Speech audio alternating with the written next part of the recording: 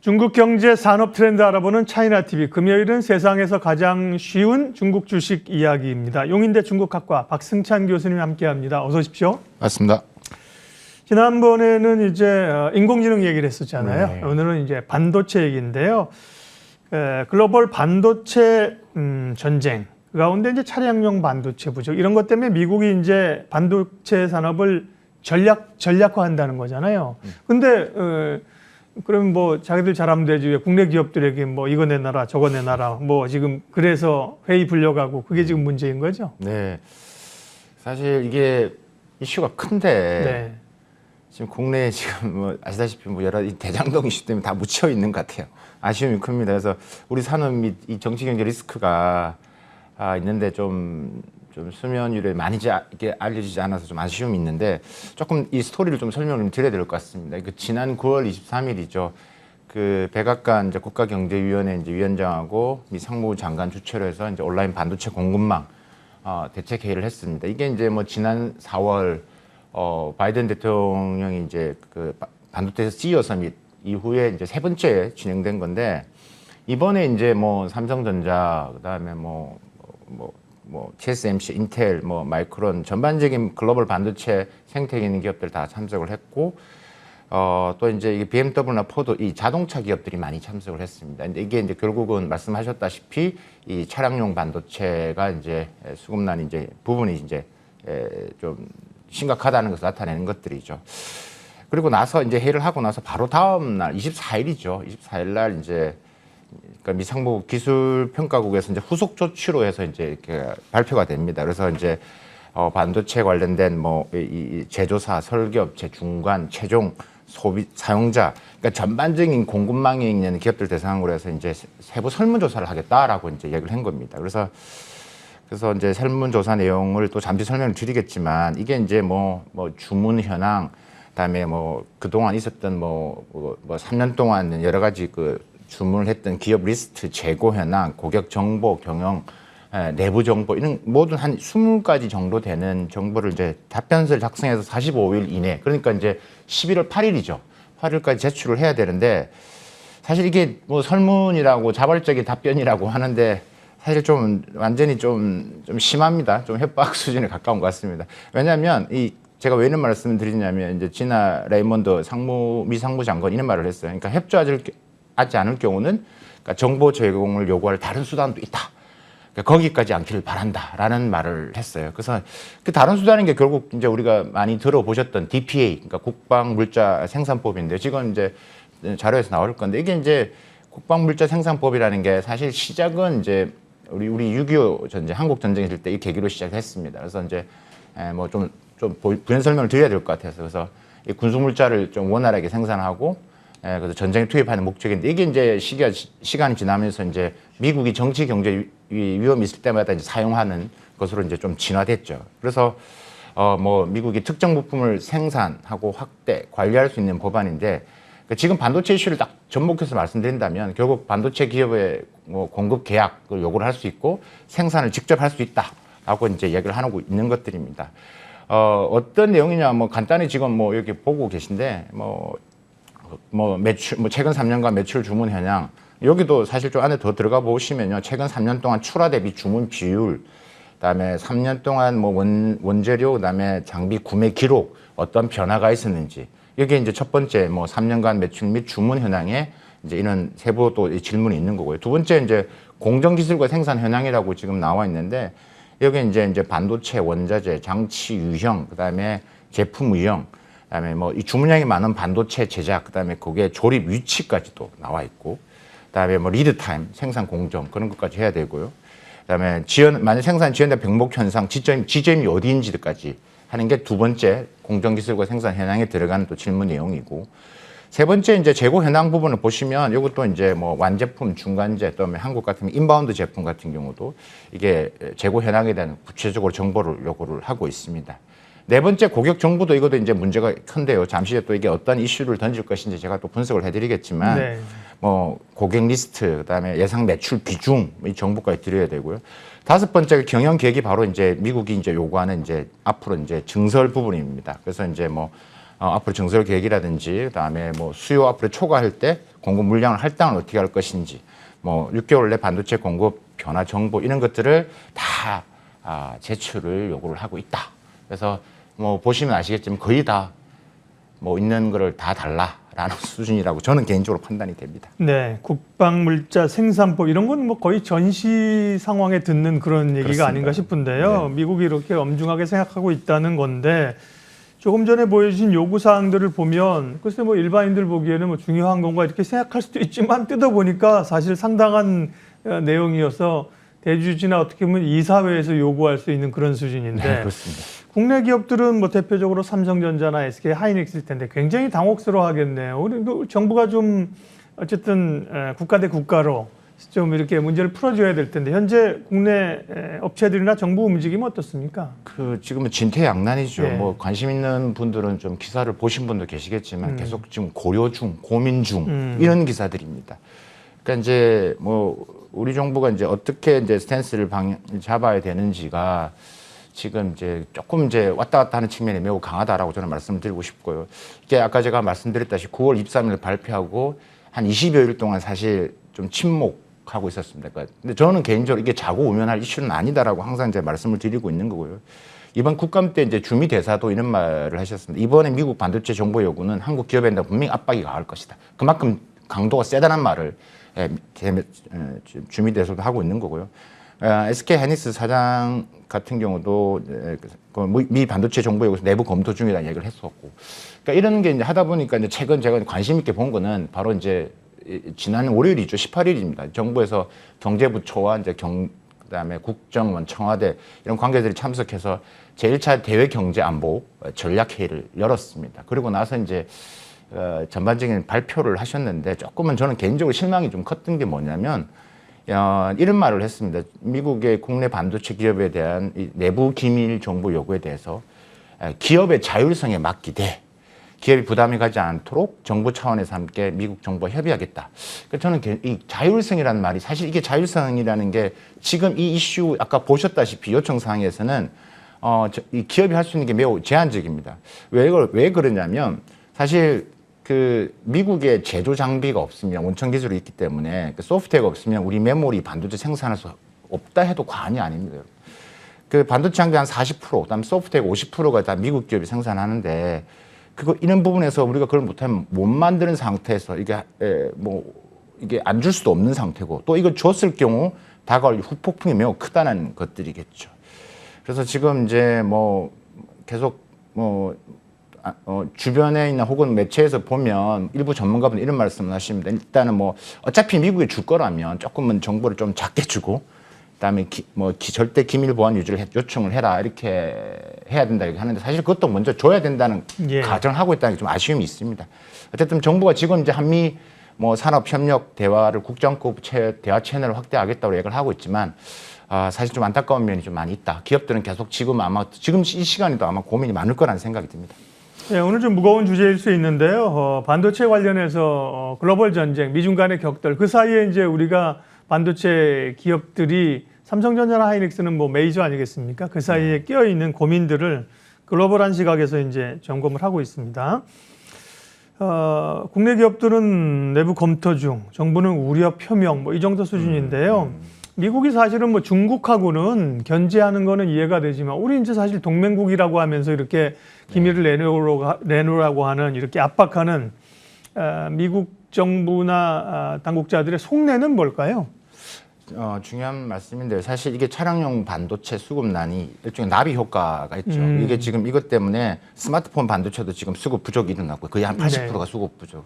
그러니까 지금 아이폰 지금 13 같은 경우도 지금 1,000만 대를 지금 줄인다고 지금 줄이는 방안도 검토하고 있다고 이야기를 하고 있죠. 그래서 이번 사태로 인해서 반도체가 좀 심각하구나, 중요하구나 해서 지금 미국이 이제 미중 간의 반도체 생태계를 떠나서 일단 자국 그 현황을 풀어야 되겠다는 이슈가 큰 것 같습니다.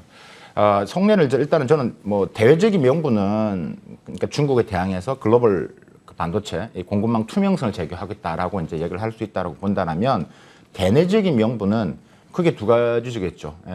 이번에 자동차 기업들이 다 참석했던 것처럼 GM이나 포드, 미국 자동차 회사의 차량용 반도체 이 부족 현상을 해결하기 위한 자구책이고 두 번째가 이제 중장기적으로 이제 중국을 완전히 끊겠다라는 기술 패권에서 이제 반도체 부분에 하는 전략적 보수기 깔려 있다라고 이제 보는 건데 조금 더 이제 저는 이제 이번에 이 요구사항 조건을 보면서 미국이 이제 자동차 산업 부흥도 있겠지만 이제 자국으로 공장 이전을 더 가속화시키는 근데 그런 부분에서 저는 우리 기업들이 좀 희생양이 되지 않을까라는 걱정이 사실 드는 것도 있습니다. 즉 미국이 중국 추격을 따돌리면서 이제 다시 이번에 자동차 이제 그 차량용 반도체 수급난을 겪으면서 반도체 패권주의를 다시 돌아가려고 하는 생각이 많다라는 생각이 드는데 이번 뭐 많은 분들이 뭐 보시다시피 이제 미 하원에서 이미 반도체 생산 촉진법도 이제 했죠. 그래서 이제 한 5년 동안 520억 달러 투입을 해서 해외 반도체 기업 유치하겠다고 했고요.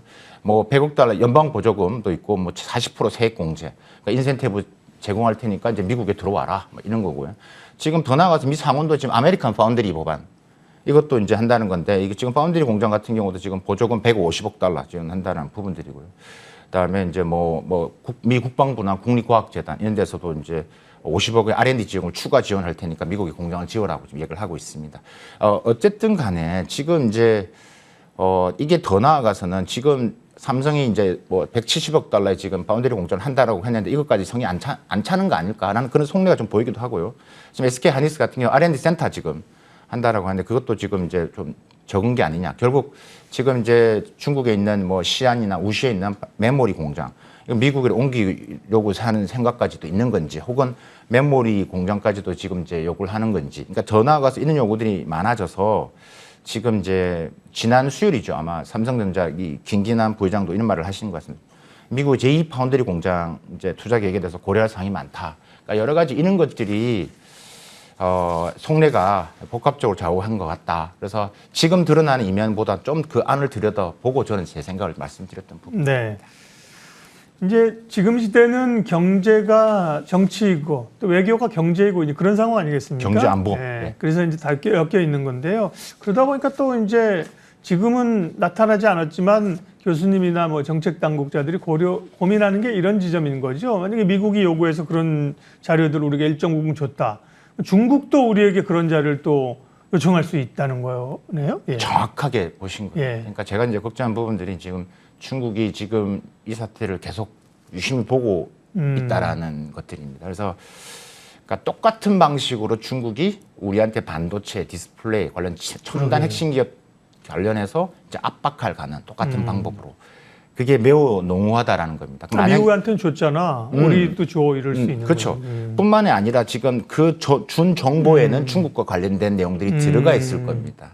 그럼 그 연결고리를 찾아서 압박을 하면 우리가 또 어떻게 대응할 방법이 없는 부분들이에요. 논리가 부족할 수밖에 없는 것들입니다. 결국 그래서 이번에 이제 울며 겨자 먹기로 만약에 준다라고 했을 때 분명히 전 다가온다라고 좀 확신을 하고 그다음에 그런 것들이 많이 감지가 됩니다. 계속 이제 어떻게 스탠스를 취하고 이제 보고 있기 때문에 이번에 조금 우리가 좀 더 냉정하게 판단을 해야 되고 이번 사태가 아니라 이어지는 후폭풍을 좀 더 좀 봐야 되지 않는다라는 것들. 그러면 기업들이 지금 중국에서 반도체 우리 삼성전자나 SK하이닉스 같은 지금 하고 있지 않습니까?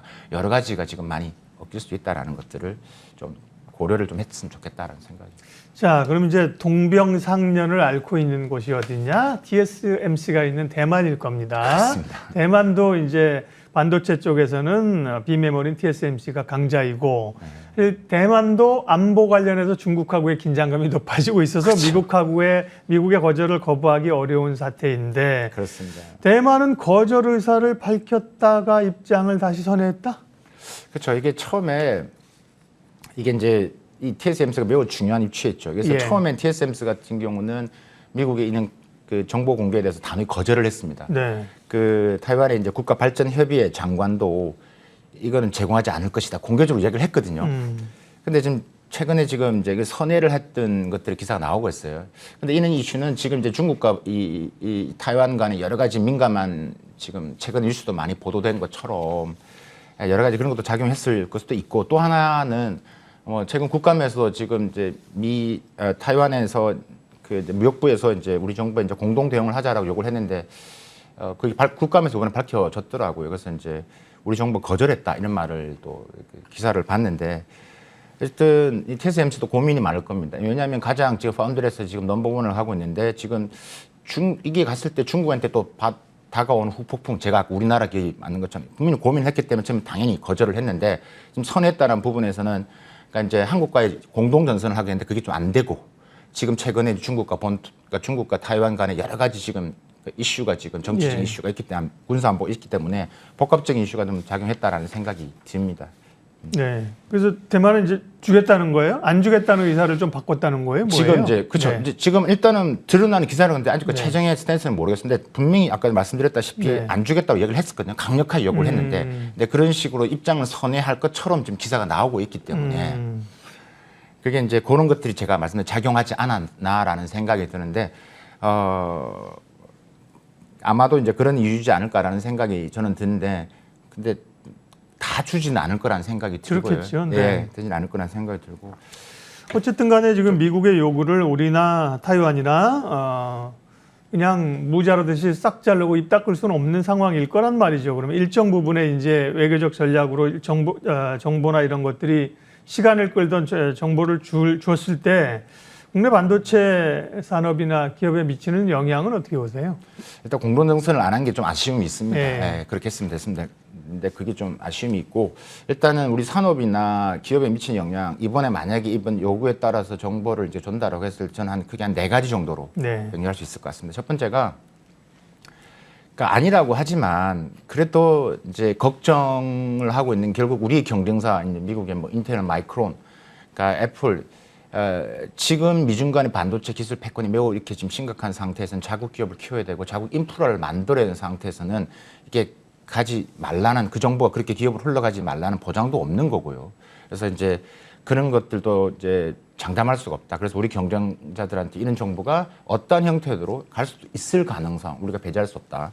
두 번째가 이제 우리 반도체 기업 그러니까 과거 예를 봤을 때 우리 반도체 산업의 위기를 초래할 가능성도 우리가 좀 고민을 해봐야 된다. 그 말이 무슨 말이냐면 과거 일본 반도체 산업의 몰락을 좀 우리가 좀 고민해 볼 필요가 있을 것 같습니다. 1980년대 뭐 도시반 히타치 일본 반도체가 대단했죠. 그때 이제 미국 반도체 산업을 위협을 하니까 이제 미국이 이제 슈퍼 301조를 가지고 그러니까 이제 디램 반도체 덤핑이라는 이슈를 가지고 슈퍼 301조를 잣대를 댔고 그래서 100% 일본 기업들 보복 관세를 부과를 했습니다. 결국 이제 일본 반도체 산업이 뭐 정말 80년대를 뭐 이끌었는데 거의 추락했던 게 결코 저는 미국과도 무관하지 않다라고 저는 판단을 하기 때문에 두 번째 우리 반도체 산업 위기도 있을 수 있기 때문에 우리가 좀 조심스럽게 접근해야 된다라고 말씀을 드리는 거고 세 번째가 이제 이게 이제 실제 갔을 때 가격 경쟁 하락에 따라서 우리 매출 타격, 그다음에 국제 소송까지 이제 휘말릴 가능성이 있다. 왜냐하면 여기 이제 아까 보셨다시피 판매가, 재고, 생산량을 예측할 수 있는 수율, 그러니까 뭐까지 이제 정보가 노출되면 당연히 반도체 가격이 이제 뭐 영향을 미치겠죠. 그러면 가격 협상 경쟁력이 떨어질 것이고 매출의 하락이 될 것이고 그런 부분이 있다 보니까 결국 이제 이슈가 커질 수밖에 없는 거고 제가 네 번째 아까 말씀드렸던 국제 소송 가능성 이게 무슨 말이냐면 이게 이제 고객 정보까지 갔기 때문에 이게 이제 우리가 흔히 말하는 이런 정도 하면 우리가 NDA라고 하는데 비밀 유지 계약서라는 걸 쓰게 됩니다. 그럴 경우는 이제 상대 기업, 특히 이제 중국 기업 뭐 여러 가지 이런 부분에서 엮여 있는 부분에서 국제 소송에도 휘말릴 가능성도 있고 기업들은 다 고민을 할 거라고 생각하지만 여러 가지 이런 속내 있기 때문에 이 네 가지들이 실제 우리한테 기업들에 미친 영향은 클 수밖에 없다라고 저는 말씀드리고 싶습니다. 미중 간의 경제 전쟁, 이제 산업적 측면에서 뭘 더 사주니 관세를 올리느니 이런 것보다는 이제 4차 산업혁명으로 간다고 맞습니다. 말씀하셨잖아요. 반도체는 사실은 중국이 반도체 굴기를 하면서 쫓아오려고 했는데 조금 쉽지 않은 단계에서 미국이 이제 중심을 주고 우리가 휘말려 들어가는 상황인데요. 글로벌 반도체 전쟁은 그러면 이제 앞으로 어떻게 전개가 될까요? 우리 기업들은 어떻게 대응해야 되고 또 중요한 거는 투자자 입장에서는 이 부분을 어떻게 좀 생각하면서 투자에 반영을 해야 될까요? 참 이게 일단은 결론은 저는 일단은 지금 반도체 이슈는 어차피 지금 탈동작에 대해서 계속 갈 것 같고 미국은 계속 고리를 끊으려고 할 겁니다. 네. 중국은 자국 산업, 자국 시장 기준으로 해서 지금이 아니더라도 5년, 10년을 정말 칼을 간다는 심정으로 할 거라고 저는 생각이 들고요. 이게 앞에서 말씀드린 경제 안보와도 관계가 있기 때문에 우리가 지난주에 우리 인공지능을 했다시피 이제 그렇게 지속적으로 강의될 것 같고요. 이제 우리가 좀 주목돼야 될 것은 단순히 이게 미중 간의 반도체뿐만이 아니라 글로벌로 지금 확산되고 있다는 거죠. 그죠? 그래서 이게 이제 뭐 일본도 그렇고 이제 타이완도 그렇고 유럽도 그렇고 전부 다 이제 자체적인 반도체 산업 육성 정책을 지금 하고 있고 치열한 지금 각축전을 하고 있습니다. 이게 이제 미국이 경쟁력이 이제 시간이 지나면서 많이 이제 미국은 이제 팹리스 유지니까 그다음에 이제 제조 라인이 없으니까 이제 제조 기업을 지금 유치하려고 하는 건데 이게 이제 아시아로 다 흘러갔었죠. 그래서 지금 이제 보시면 데이터를 좀 잠시 좀 보시면 제가 이걸 좀 보시면 그래서 반도체 시장 점유율에서 보시면 미국이 거의 뭐 50%가 되고 1위고요. 한국이 한 18.4% 정도 됩니다. 그런데 제조시설 점유율을 보시면 미국은 12.2%밖에 안 됩니다. 대만이 21.으로 가장 높고 그다음 중국이 20.9%죠. 그러니까 미국은 이 중국의 이 제조시 점유율을 빨리 끊지 않으면 안 된다라는 입장에서 지금 하고 있는 것 같고요. 우리가 지금 어떻게 대처해야 될까 부분에 있어서는 이제 전반적인 우리 글로벌 반도체 부분에 있어서는 일단은 저는 제일 크게 생각하는 게 일단은 인적 자원 양성이 크다라고 생각이 들고요. 지금 중국의 이 반도체 인력 양성이 매우 지금 뭐 시간이 걸리겠지만 뭐 반도체 관련 전공은 뭐 학생 수도 많고 지금 계속 하고 있는 부분들이고요. 우리가 지금 반도체 특별법이라고 이야기를 하고 있는데 이게 지금 아직까지 국회에 계류 중입니다. 이게 이제 이해 당사자가 좀 많아지다 보니까 반도체만 지원하면 되겠냐 해가지고 뭐 지금 뭐 디스플레이 여러 분야 하다 보니까 시간이 점점점 걸리고 있는데 말씀드렸다시피 다른 우리 반도체 이 경쟁 국가들은 계속 지금 이제 구축을 하고 있기 때문에 사실 우리 정부가 지난번에 5월 달에 K 반도체 전략을 이야기했던 내용이 있지만 사실 좀 부족하고 출발은 좀 좋았는데 지금은 조금 좀 느린 게 아닌가라는 걱정이 되고 있습니다. 그래서 중국이 한 10년간 뭐 한 1조 위안, 한 180조 원을 지금 투자를 좀 하고 있고, 뭐 타이완, 일본 같은 경우도 지금 TSMC 공장 유치하기 위해서 지금 여러 10조 원 규모의 지금 뭐 부분에서 투자액의 한 절반도 지원을 하고 있다고 하는 상태이기 때문에 좀 더 빠른 전략이 필요한 것 같고요. 우리 투자자 입장에서는 저는 이런 생각이 듭니다. 진짜 지금 이번에 일어나고 있는 이번 11월 8일이라고 얼마 남지 않았습니다, 여러분. 그래서 거기에 따라서 분명히 어느 정도의 변화의 스토리가 있을 것 같고 전반적인 우리 이 정보를 어떤 내용으로 주냐에 따라서 향후에 이제 매출액 이런 부분에서는 분명히 영향이 있을 거라는 생각이 들기 때문에 조금 더 신중하게 접근하는 좀 지혜가 좀 필요하지 않나라는 생각이 듭니다. 네. 오늘은 이제 글로벌 반도체 전쟁 또 그 사이에 함께 휘말려 있는 한국 반도체 기업들 산업 얘기를 했습니다. 조금 무거운 얘기였는데요. 좀 가볍게 이번에는 이제 우리가 또 재밌는 네. 박승찬 교수님의 중국 주식 팁 시간입니다. 중국에 투자하면서 또 우리가 알아야 될 내용들인데요. 오늘의 주제부터 화면 보여주세요. 네.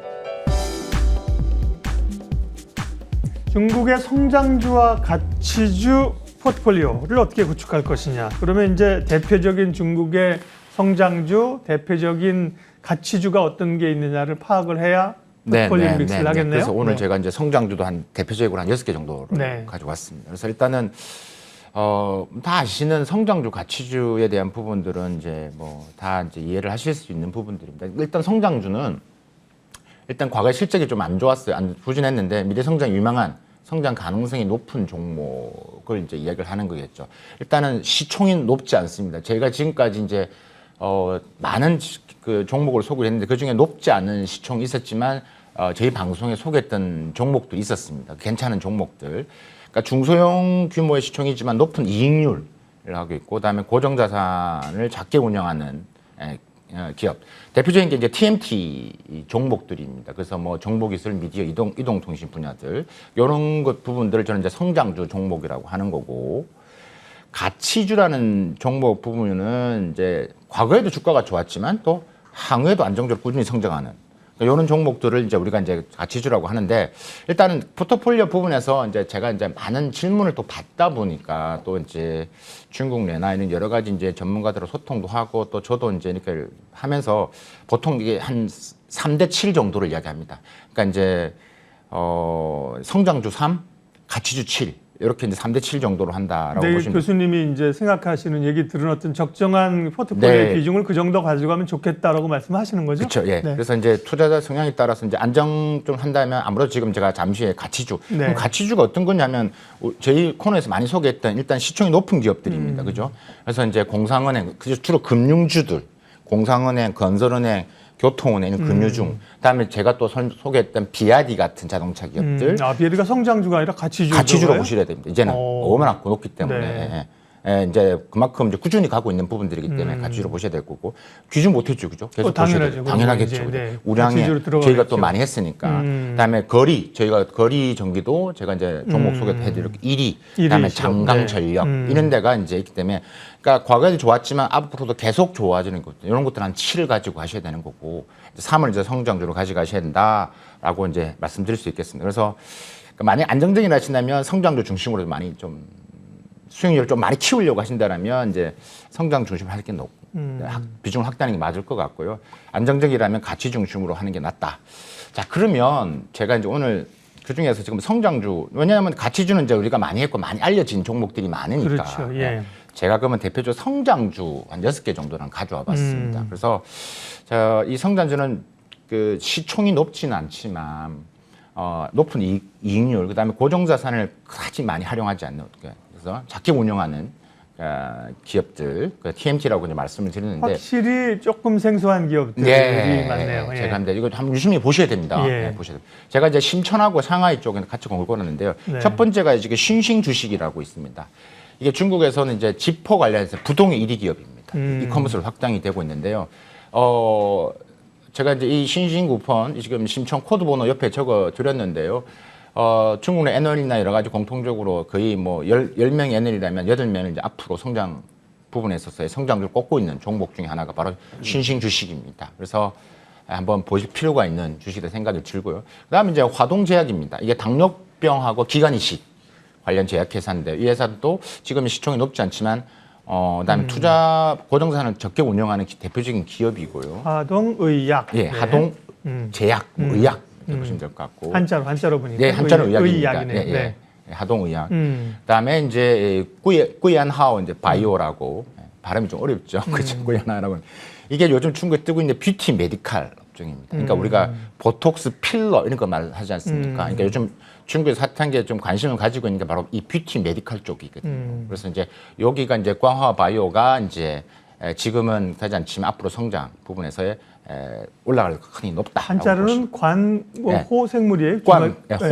호자 맞아요. 네, 네, 관호생물, 관하오 바이오. 네, 광화 중고 바이오. 시간. 네. 그다음에 이제 걸 구펀이라고 네. 해서 걸 주식입니다. 여기는 네. 이제 소비가 전 대표 주자입니다. 그래서 이제 무선 이어폰의 대표 주자고요. VR 쪽으로 요즘 확장을 하면서 앞으로 성장이 큰 기업이다라고 보시면 될 것 같고 이 창양과기 같은 경우는 제가 상하이에서 이제 좀 2개를 한 가져와 봤는데 상하이 성지에서 창양과기 대표적인 고분자 기능막 6위 고분자 소재 기업입니다. 지금 매우 저평가되어 있는 부분들이 앞으로 성장관이 높다라고 이제 판단이 되어 있고 장양과기. 그다음에 이제 우통버스라고 이제 이 종목은 좀 아시는 분이 계실 것 같은데 왜냐하면 중국이 가장 큰 버스 제조회사입니다. 예. 그래서 이제 코로나가 되면 더 이제 확장이 될 크기 때문에 이 우통버스도 우리가 좀 이제 상장주 종목으로 하나씩 넣어두시면 괜찮은 것으로 생각이 돼서 오늘 제가 한 6개 정도를 한번 추천을 해드리고 종합적으로 이제 종합적으로 말씀드리면 아까 말씀드렸다시피 이 성장 가치주 성향에 따라서 이 포트폴리오를 잘 하고 하신다라면 좀 좋지 않을까라는 제 개인적인 생각입니다. 저희도 한자 세대여서 한자를 좀 배웠는데 간자체를 쓰니까 네, 잘 모르시겠죠. 알듯 말듯 비슷하게 됩니다. 예. 이 성장주와 가치주와 성장주. 가치주가 대표적으로 지금 뭐 차이나 50이나 이렇게 설정되어 있는 그 지수, 인덱스 네. 이런 것도 가치주가 많이 들어가 있지 않을까요? 그렇죠. 네. 가치주를 한 7 정도, 성장주를 3 정도에서 포트폴리오로 섞어서 가져가시면 안정적이지 않을까 그 얘기까지 해 주셨습니다. 세상에서 가장 쉬운 중국 주식 이야기 용인대 중국학과 박승찬 교수님 함께했습니다. 고맙습니다. 감사합니다.